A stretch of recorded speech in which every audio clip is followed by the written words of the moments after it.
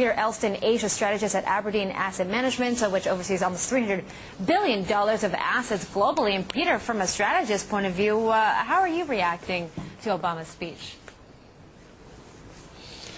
Well, I'm really not sure how effective these measures are going to be. I mean, Obama has two enormous problems. One is this very strong force known as private sector deleveraging, and the other force against him is the Republican Party. I'm not quite sure which one is the greater of the two, but both of them are making it very, very hard for him to really do anything about this very pronounced slowdown in the economy. And your correspondent was talking just now about positive feedback loops. There's a big misunderstanding here.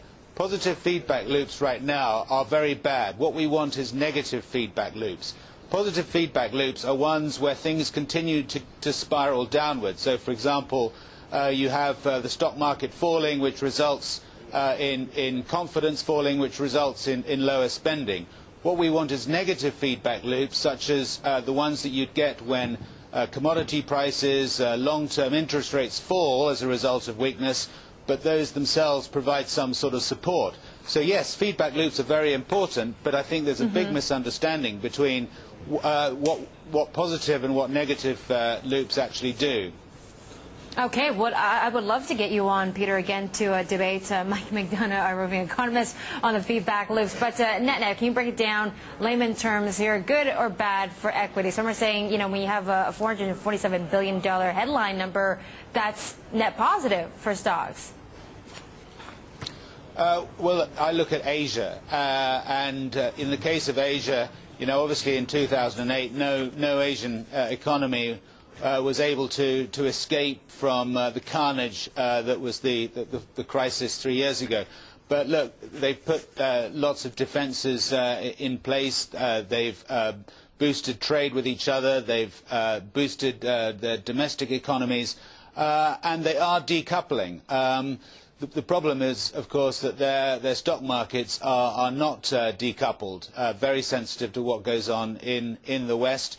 At some point, their stock market should decouple and start reflecting their own better fundamentals, and that's my hope for Asia. So I'm certainly more positive about this part of the world than the West.